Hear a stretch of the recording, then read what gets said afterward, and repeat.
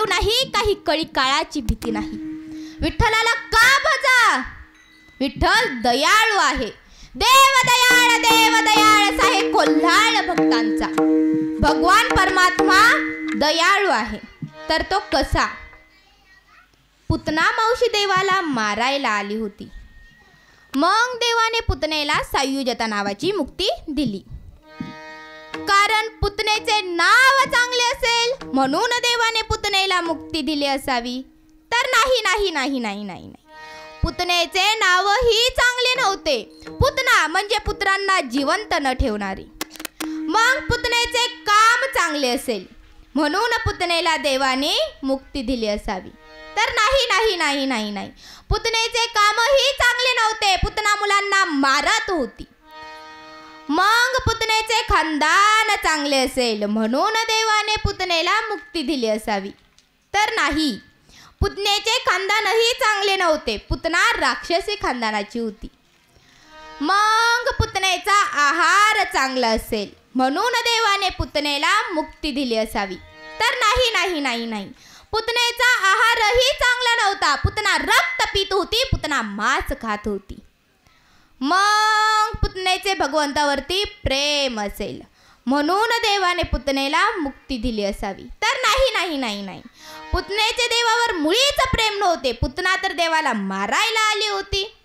पुतनेचे नाव चांगले नाही, पुतनेचे काम चांगले नाही, पुतनेचे खानदान चांगले नाही, पुतनेचा आहार चांगला नाही, पुतनेचे भगवंतावरती प्रेमही नाही.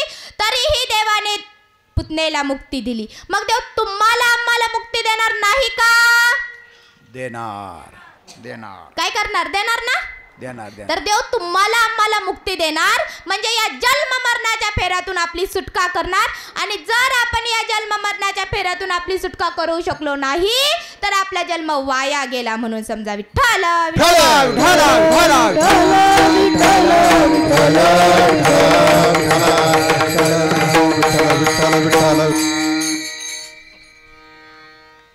आता या ठिकाणी एक प्रश्न निर्माण होतो.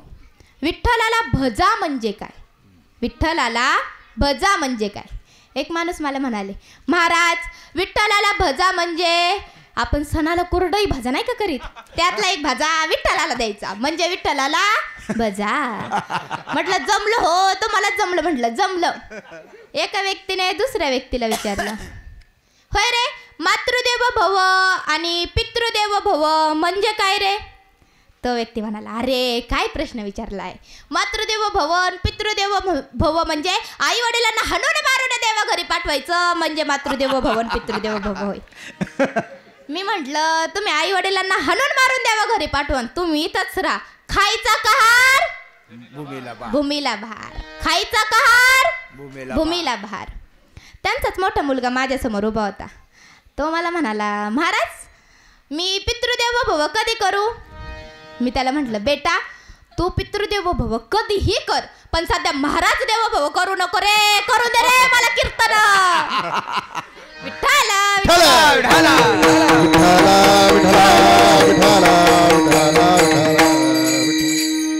तर विठ्ठलाला भजा म्हणजे विठ्ठलाचे भजन करा. विठ्ठलाला भजा म्हणजे विठ्ठलाला आपल्या मनामध्ये साठवा. जसं की आमच्या जनाबाईंनी देव मिळवला. धरिला पंढरीचा चोर, धरिला पंढरीचा चोर, धरिला पंढरीचा चोर, धरिला पंढरीचा चोर. हो धरिला पंढरीचा चोर, गळा बांधून या दोर, धरिला पंढरीचा चोर, गळा बांधून या दोर.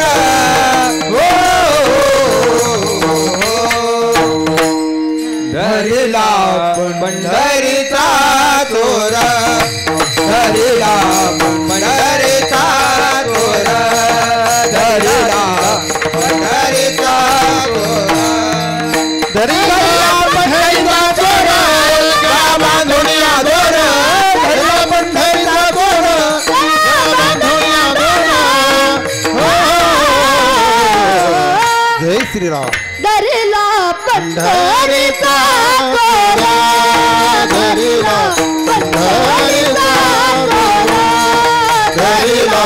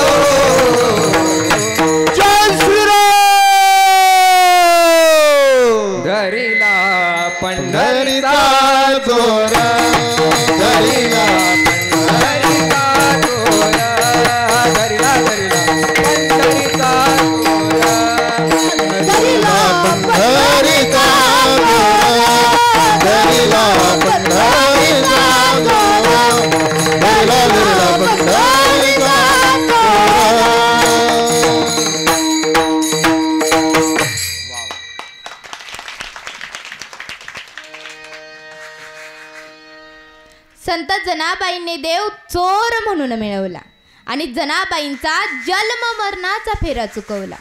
संत एकनाथ महाराजांनी देव श्रीखंडाच्या रूपात मिळवला आणि एकनाथ महाराजांचा जन्म मरणाचा फेरा चुकवला.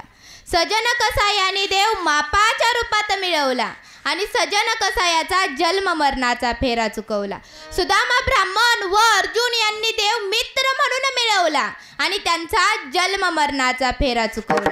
वासुदेव देवकी यांनी देव पुत्र म्हणून मिळवला आणि त्यांचा जन्म मरणाचा फेरा चुकवला. अयोध्यावासी यांनी देव राजा म्हणून मिळवला आणि त्यांचा जन्म मरणाचा फेरा चुकवला. राक्षसांनी देव शत्रू म्हणून मिळवला आणि त्यांचा जन्म मरणाचा फेरा चुकवला. अहो, राक्षसांनी जन्म मरणाचा फेरा चुकवला. राक्षसांनी आपण जन्म मरणाचा फेरा कधी चुकवणार? कधी चुकवणार? आणि जर आपण जन्म मरणाचा फेरा चुकवू शकलो नाही तर हा नरदेह वाया गेला म्हणून समजा. विठ्ठल